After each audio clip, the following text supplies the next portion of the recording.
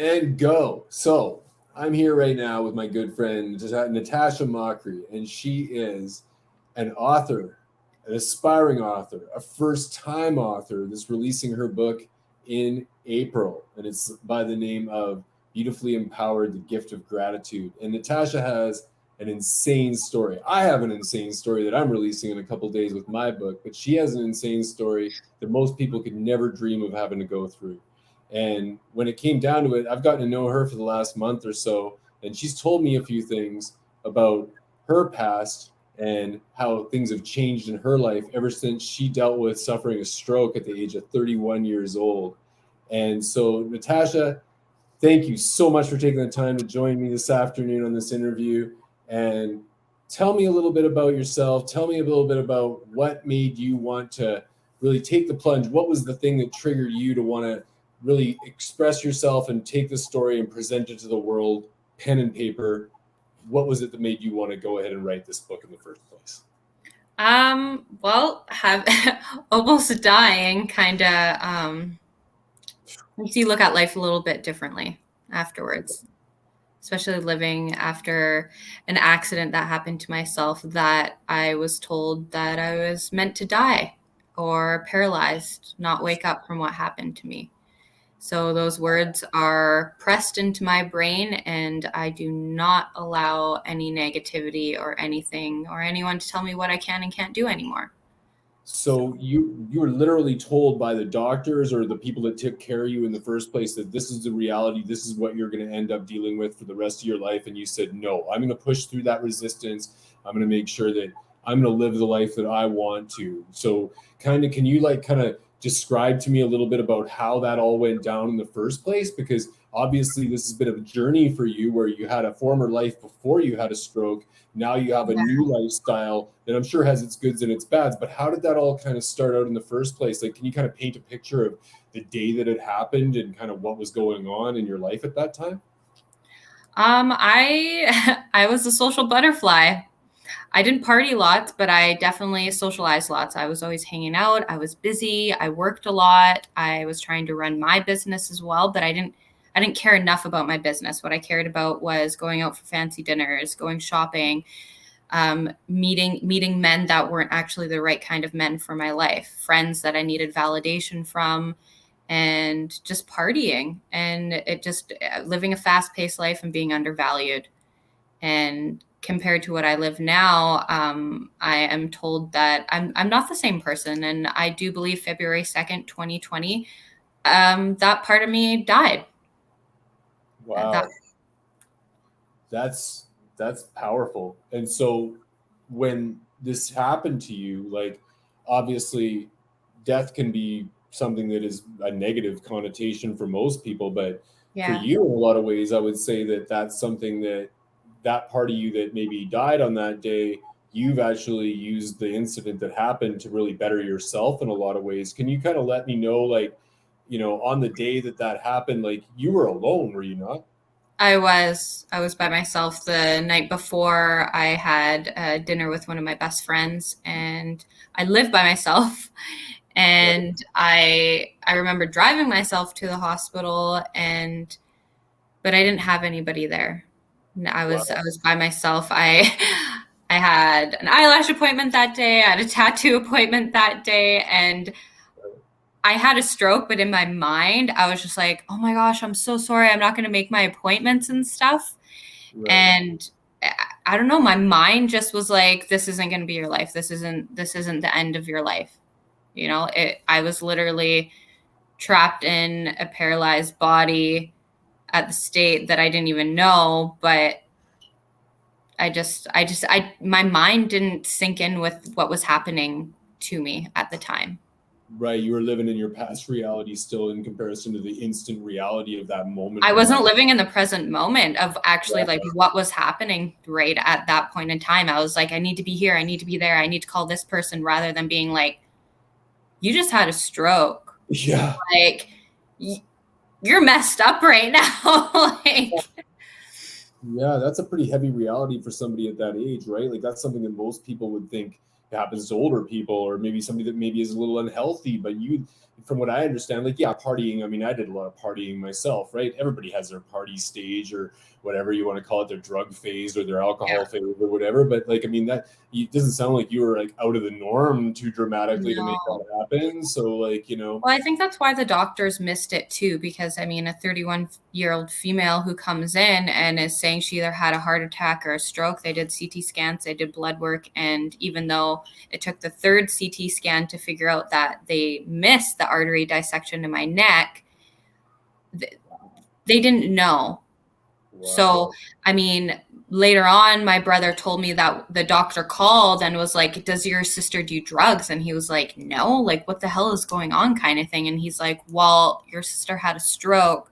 We missed the window of opportunity to give her a blood thinner shot. Okay. She is right now not waking up, you know, like, you need to get here, kind of thing. Right. Right. And so, well, I admittedly know a little bit of your story, but when at the same time, like you, like me, we're both really big time dog lovers. So from what I understand, your dog Big Rig actually had a big component in making sure that you made it to the hospital in the first place, right? Like, Absolutely. so Yeah. like, how did that go down? I do know later on I was told that it was a very stupid and idiotic move of myself driving to the hospital. And later on I was told that if I wouldn't have drove myself to the hospital and if it wasn't for my dog, I would have curled up in a ball that day that I wanted to, and I would have never woke up again. Wow. He's my best friend. He's the love of my life. And he just, you know, like, I was nauseous, I wasn't feeling good, and I went to go lay down, and for the first time, I mean, normally he's always bouncing around, he's puppy like all the time, but he actually was like bouncing and bouncing, and he bit me. He's never bit me in my life, and it kind of was like, holy shit, he bit me. And at first I was like, boy, kind of thing, and then like I hopped out of bed and I was just like, whoa, I don't feel good, kind of thing. Like, and then of course, like, my left side, I was like really, really heavy. Right side, I couldn't feel anything. And he just kept barking and barking. And I was like, what is going on? What is going on? And then he finally, like, I have my keys hung up in a certain area and he kept barking at them and like grabbing at the wall. And I'm like, what the hell? And I remember trying to call my friend. I remember being like, I need to get to the hospital. And he just kept barking at me. I grabbed my purse, didn't even grab a jacket, didn't even do anything. I looked at him, I kissed him, and I was like, Mommy loves you. Mm-hmm. I'll be right back. And I didn't see him for a month and a half. Wow. That's just unreal. So from what I understand though, like you were kind of mentioning that you were to a certain degree, you know, they missed that window of opportunity to be able to help you with the blood thinner stuff. But what was the ordeal like through recovery? Like, you obviously have done things that most people don't do when it comes down to being told that you're never going to walk again or being told that you may not see properly again. You were able to overcome that. So you pretty much, from what I understand, did that fairly independently, did you not? Independently, yes. I did have friends and family there that helped me a lot. I had nurses that helped me a lot, but as far as coming home, my parents were down here for a month, but majority of that month I was in the hospital, and then I went back home for a while. And, you know, going back home is never actually home. And especially being in a wheelchair, not being able to walk, your parents are concerned of you falling, kind of thing. And before I left the hospital, my physiotherapist was like, if she falls, she falls. She gets up. You know, like, your daughter is a fighter. She should be dead. And me going back home, my mom was cooking for me and people were holding me up. And it just, like, I knew right there that this was a journey that I had to make on my own. Right. This was something that no matter how hard it got, I had to do it. And I mean, during the day, I had my best friend, Brenda, who helped me how to learn to walk again. And I mean, it took people days for me to get out of my house, but during the day, it wasn't so bad. It was the nights that were the shittiest. That was the toughest, because I was in constant pain and I didn't have anybody to roll over and hug. I didn't have anybody to be like, it's okay, babe. I didn't have that intimate side. I had to do everything by myself. And that really, wow, that kind of shows me a little bit about, like, when you were writing your book, calling it Beautifully Empowered, where that side, that intimacy side that you were lacking, like, I guess being able to really show others that when you've gone through something like that, the importance of having that there to a certain degree, but also the importance of being strong and independent on your own to be able to push through, right? Because you got through a lot of resistance, more resistance than most people that I know have gone through. So really you deserve a lot of credit for that. But at the same time, from what I understand, you're the furthest thing from a victim. You're the victor in my eyes, and you should be really proud of yourself for that. That's for sure. But switching gears and going really towards the where you're at now, like, because obviously that's a moment, that's a tough moment that most people don't go through. But where you're at now, like, do you feel that what's next for Natasha? Where's she going after this book gets released? Because we know that's going to be something that's going to be successful. You have a really, really compelling story, but when it comes to the next stage after that, you have a few certifications that I understand that you have, that as far as paper goes. But is that the direction you want to go, or are you wanting to be an astronaut? I'm going to always take the astronaut way. That's for sure. I mean, certifications. That's education on my book, but I want to be out in the universe. I want to be a little bit of everywhere, right? So always go with the astronaut. Always say yes. There you go. And so is that something that if you were to give a recommendation to the people that read your book, is it more towards saying yes to things that are, I guess you could say, maybe a little bit tough, that some people might not want to deal with, maybe saying yes to going towards those things?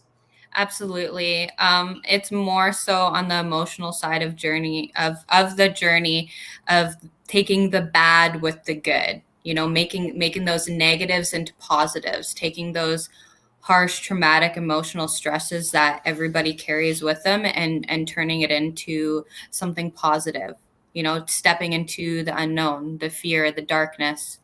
You can't appreciate light without appreciating darkness. You can't appreciate your sorrow without the pain, and that's the biggest thing that I do want my readers to acknowledge, and for my self-love coaching clients as well. I always tell them to say yes to things that you don't normally do, because if you stay stagnant in your life and always continue to do the same thing, you're not learning. You're not evolving. Yeah, I can relate to that. You're definitely settling. That's mediocrity and kind of boring, right? Especially when when you've dealt with something where time is not guaranteed, especially when you have something like that happen. It gives you a whole different outlook on making sure that you're spending your time the right way, and maybe not counting the minutes and making the minutes count a little bit more, if that makes sense. It's the way I've always kind of felt about it anyways, right? So and again, like, these are things that I, as a guy over here, I mean, I'm on a different gender plane, but at the same time, when it comes to being able to relate, I could never understand what you've gone through, like, really, but I can sure relate. And that's kind of what I tried to do when I was writing my book as well, was nobody's going to understand what my former career was like through my eyes. They're not going to see that. That's my perspective. And maybe they might want to, some of them might have wanted to see that through my eyes and through that perspective, but most not really. And so they just want to understand the story and, just kind of get to know what it was like. And I think that that's a little bit the same for you. Not everybody would want to go through that ordeal, but at the same time, they kind of want to know what it was like and what the learning experiences that you got from that, right? So is there something that you could say, like, that, I guess, if you were to talk to your former self, and I know I'm going to spring this question on you because this is something that isn't necessarily something we went over in any way, but if you were to give advice to your former self, the one that didn't have the stroke, the one that was maybe having a little bit of a good time, too much of a good time at times or whatever, what would you say to that girl maybe 10 years ago? Oh, that is a tough one. Good one, right? That's a good question. I think I would definitely slow down and welcome everybody into my life more, because the ego side of me 2 years ago, and it really hasn't, not even 2 years ago. It'll be 2 years next month. Wow. But the older version of myself, I didn't allow amazing people to come in my life because I just let them walk on by, kind of thing. You know, I attach myself to people that I shouldn't have. I attach myself to fancy things and going out to dinner, validation from the wrong people, jobs, and my health. Really, like I didn't take advantage of the knowledge that I knew and the amazing people that I actually had in my life. Right. If I Right. could go back in time, I would acknowledge that. Yeah, and that's a lesson that anybody can take, regardless of what you've gone through, right? Because I think that we all, in our own way, put ourselves sometimes in the wrong environment, whether it's just for whatever popularity reasons or what, Yeah, maybe the people that you're around are telling you, oh, you should come out and do this or you should come out and do that. And you just do it because, well, they want you to, not because it's the best thing for you, right? yeah. So, Well, yeah, that's you're holding on to a version of yourself that you don't even realize that you don't want, right? I mean, I tell a lot of my closest friends now and clients that if you really, really want to get to know yourself, like who you want to be and what you want to do, don't talk to anybody for 6 months, yeah, except for people that are meant to come into your life. yeah, Work on you, work on the things that you want, read, educate yourself, exercise, go yeah, really, really deep into yourself, and you'll realize who should be around in your life. If that job is meant for you, if you mhm, need a new hobby, you mhm. know, if you really, really stop and take a look at your life and the people in it, you'll know. Amen to that, sister. Because I mean, I've done the exact same thing in this last couple of years, and as hard as it is to detach from some of those people, or the people, not even detach completely, but maybe just put them at arm's length to a certain degree, because you know that when it comes right down to it, you want to learn and you want to grow, right? And when you want to do that, sometimes you really have to take that step back and do that mad introspection. So I've always kind of said, if I could give everybody a gift on this planet when they hit middle age, like to be able to actually take that time off of life, career, relationships, all that stuff, and really go deep into you.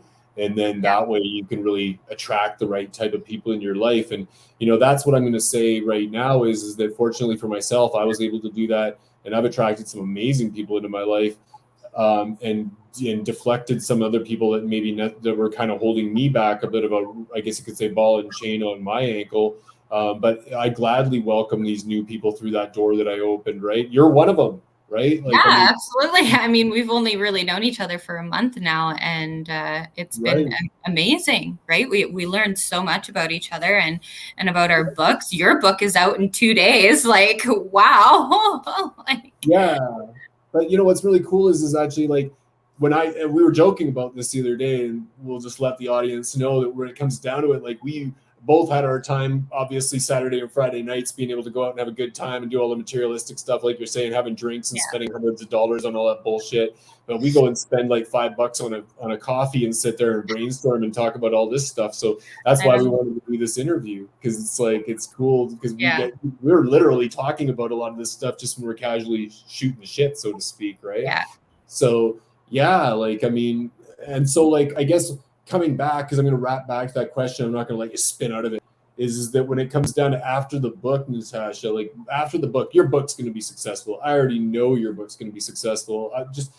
I haven't even read it, guys, but I already know a good book's going to be successful, because it's a story and there's a mess in the message and there's a learning experience from that. And there's all sorts of different characters that are in that learning experience. And that's what it takes to write a good book. And we both have an amazing, amazing publishing company that we work with called Daring to Share Global. Diana Ryers is our publisher. She does an amazing, amazing. and realistically, when it comes down to that, right? Like, you can write a great book, but an outstanding book comes with an amazing editor that comes with the territory. So when you have that kind of a team, and you can bounce those kind of ideas off of one another, like we know Mike and Candace, who just wrote a book as well, and their book is so impactful about their granddaughter Alara. But what Mike's done for me is pass that information down to me and gave me the rights and wrongs. I'm just doing the same thing for you, and so on and so on. And you're going to end up doing the No same thing for effect. someone else.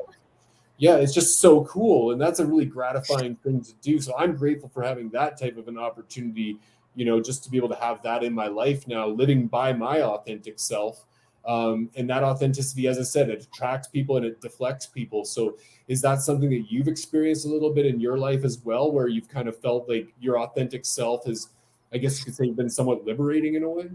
Oh God, yeah. Honestly, I've never felt so much fulfillment and peace in my life ever. And I'm 33 years old, and it sounds kind of insane to say that because most people would be like, "Oh, I'm happy," but it's just like, are you happy or are you just content?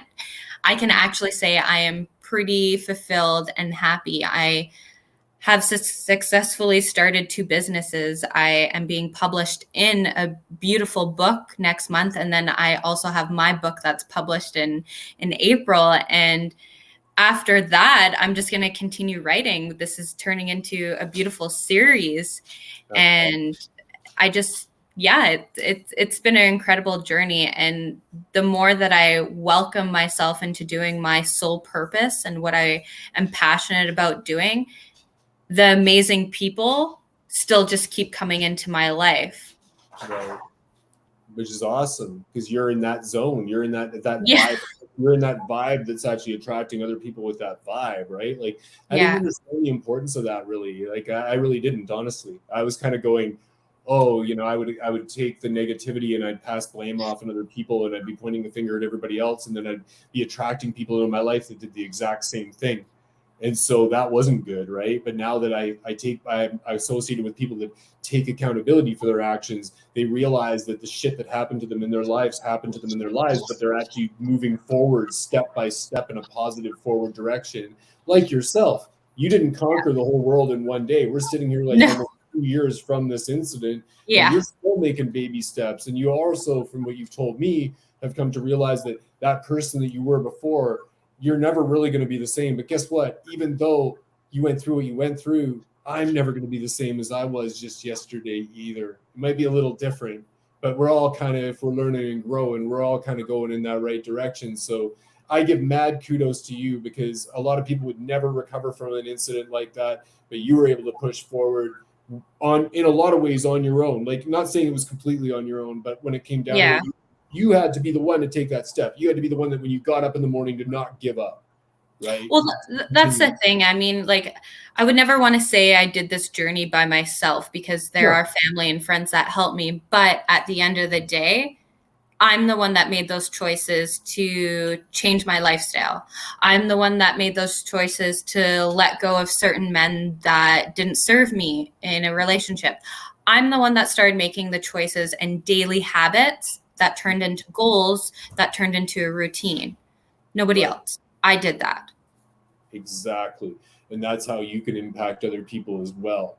Like that's where that's what I'm thinking anyway. I'm just talking off my ass over here. But when I Well, look at, I hope I do with my book. I hope I do, and I yeah, think I'm pretty sure that I do, and I inspire others who read my blog on Facebook and Instagram. I do get good acknowledgments about that, and I'm glad that if I can just help one person, then I've served my purpose of yeah, why I wanted to start my book. hey, I will say this. If I think about Jay Shetty or I think about Lewis Howes or I think about it, some of the great influencers that I've done so much work listening to in this last couple of years, they impacted one person. That was me. And I tell 2 people and so on and so on and so on, right? So like no wonder they have a bazillion followers because their message is that strong. It's that Mhm. clear, right? And for somebody that's gone again, like your individual story is very, very unique, but it's more so like what you're gonna do with that story, right? Like for me, I have a very unique story, but I could just have written about a bunch of stripper stuff from my past, which would have entertained everybody, I'm sure. But at the You same did time, entertain a lot of people. yeah, well, it's kind of been my life, but I'm just saying, like, and that's why I'm not afraid of exposure. Like, even right now, I could sit here with my hair all messed up. I don't really care about it because I've exposed myself to half of the planet as it is anyway. But I'm just saying, I could write about that, and that could be good. But I wanted to really kind of focus in on some of the learning experiences and why I was so emotionally disconnected as somebody that was looked at as the exact opposite, right? So it's kind of an interesting dynamic. So when it comes to a really great story, I can appreciate taking that time off to really hone in on like some of the really key components of not just the story, but some of the struggles and the, like I said, the learning experiences and maybe the degradation of some values sometimes, or just simply being accountable for some of the crap that you've done in the past, right? So, I give mad kudos to you for that, and so all I'm going to say is this. I'm going to promote your website off the hop right now, even though it's not up and it's under construction right now. In the next little bit here, that website's going to be up. So people are going to have to know where they're going to have to be able to, going to have the ability to kind of see a little bit of a open window into your life a little bit more so than even the book, because you have some amazing writing that's not even just in the book. You do poetry, and you're going to be doing blogs, and even possibly even going into doing some other stuff that you can market on that site as well, right? So what is the name of the book, and what's the website going to be called? So it's a funny story. My book the title was changed. And as soon as I switched over publishing small companies with Diana Ryers, which I'm so happy, I feel at home with, I feel comfortable with, and I feel more vulnerable, and I can be intimate with my thoughts and my feelings and not be judged. And before, my title was called Death Through the Eyes of Awakening. And as I grew and evolved into this more mature, beautiful individual that I am, I have decided to rename the title of my book Beautifully Empowered, The Gift of Gratitude. And the amazing thing about this, and I'll do a little giveaway, a lot of my book has my own poetry and reflections of my story, and someone who really, really meant dear to my heart, that was very impactful, I talk about, and he is referred to as a song, Save Tonight. And one of the best reflections that I have was before my stroke. And we were all out talking, and there was a bunch of us, and he had said, "What are you guys grateful for?" And everyone around in a circle went through and talked about jobs, kids, money. I had a boat. Right. And when it came to my turn, I said, I'm really grateful for all the shitty things that's happened to me. The hard things, the losses, the lost loves, the tough ones, everything that was meant to destroy me, I am thankful for. And as I look back then, it means more now than it did back then, because that reflection follows with me. And I hope that gift that I can give to people in my book is what that person showed me back then. Wow, that's cool. I love that, actually. That's beautiful. That's really Thank you. Yeah, no, that's awesome. I can relate to that, because I do a little gratitude practice here every once in a while myself. I need to get back on it, but I think that it's funny because I literally write it down. So like I'll be like, I write it down every day. I'm like, thank you. Yeah, for sure. But like when it's funny though, I've actually shared some of them with some people, right? And a lot of people, you're right, they'll talk about, I'm grateful that I have a Corvette out in my driveway. I'm grateful that I have a nice big ass TV that should be in a movie theater. I'm grateful for all this crazy materialistic stuff, but I relate to that because I actually am grateful for the pain of struggle of going through divorce and having to walk like Forrest Gump for, miles and miles by myself and figuring out all the shit in my head. I'm grateful for basically having amazing relationships now and having really creating some amazing memories and having such a great family that gave me such a great moral upbringing and stuff, right? Like good and bad. I'm grateful for all that stuff. But I think that for myself anyways, like if I was to say to myself, and I'm going to ask you this question next, is it what's the one thing that I'm the most proud of in my life? Like people would expect me to probably say, oh, he was a bodybuilder and he was up on stage doing that, or oh, he was Mr. New Western Canada, or maybe he was like, oh, he worked for this big beach club in Florida and all that bullshit. No. For me, the thing that I am most, like I could say that I appreciate more than anything right now that I'm proud of is that I did take that time to really work on my inner self, to really actually become the best version that I can be and continue to do that on a daily basis, because we're never going to be perfect, going to be perfect. But as long as you're really trying to work on those things, then again, it just really comes back to, it ties everything else in your life together and you feel better about that person that you're looking at in the mirror. And I'm not talking about the external, I'm really just talking about having that ability to love, or having that ability to communicate and connect with other people. So, Absolutely. I mean, what would be what? And I know I might have stolen your thunder on that, but A little bit. well, what would you say is like the one thing that you're honestly most proud of, before or after this whole ordeal? Honestly, the way that I look at myself, my confidence, Yeah. that mirror image that I see every single day. Right. Because, even before my stroke, I'd look in the mirror and I wouldn't see who I am today.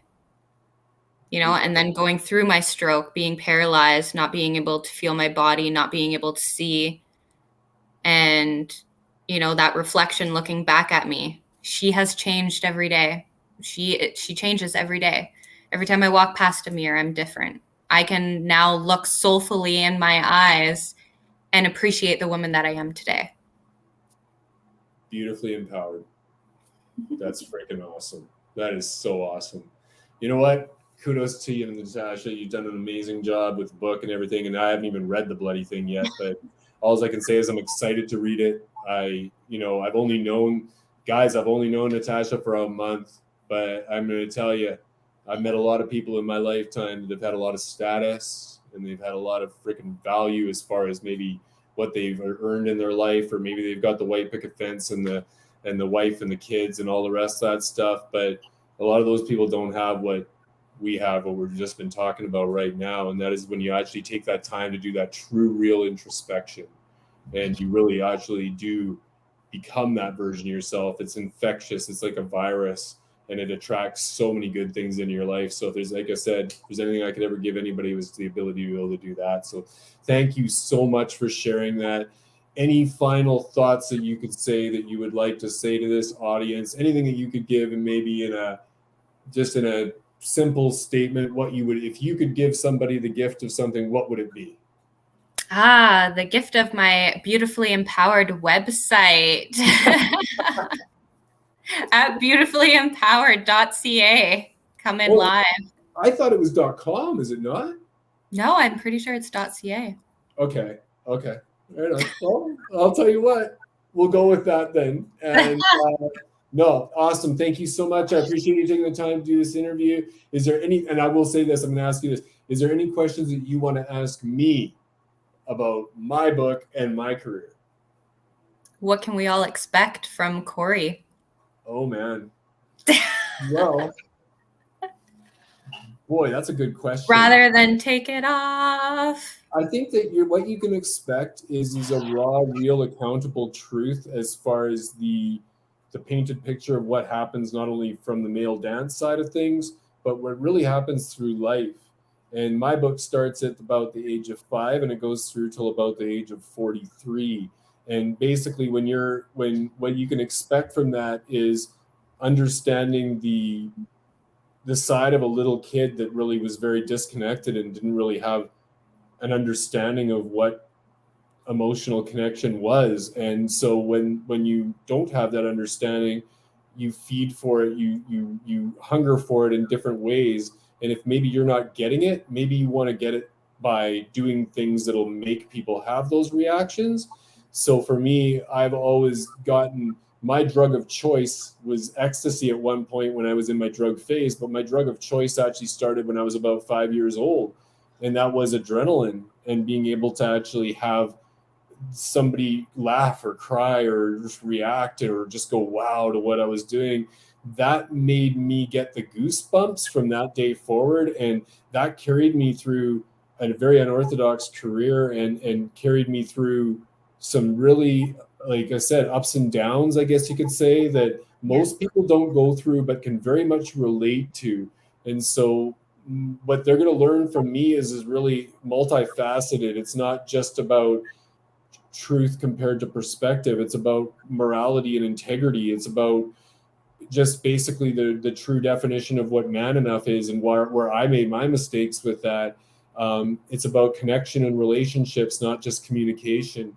There's a long list, and that's why you and I have a lot in common when we were writing our books, is that I created those pillars, those guidelines, so to speak, that were based off of my experiences. And that's all I can do is speak through my lens, my perspective.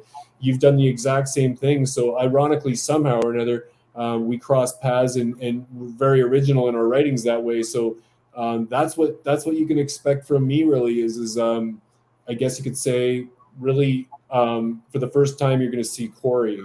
You're not going to see the alter ego, and that's what I'm really proud of. Is that I accept that. I accept me now. Not living behind that guy that I represented on stage. So. I can relate to that. I am definitely not the person that I was 2 years ago. And where can we get your book and when?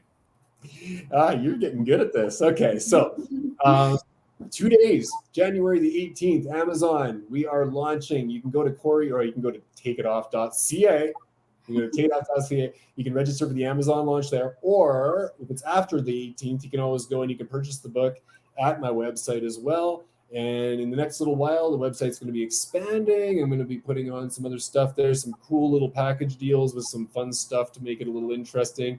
And you have a blog on there, which I ironically called Just the Tips, to give it a little bit of a comedy flavor to that. And so I like pictures. I have noticed that there's pictures of you when you were dancing.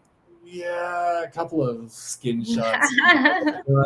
There's as far as, you're not going to see anything that's going to disturb you too much anyways, but at the same time, it's all good fun, and I'm not living in the past, I'm living in the future. So when it comes down to that, that's just that in a lot of ways, truthfully, is the hook to my book, but my book means a whole lot more than just stripper stories. So absolutely. Yeah, that's about I think both of our books do.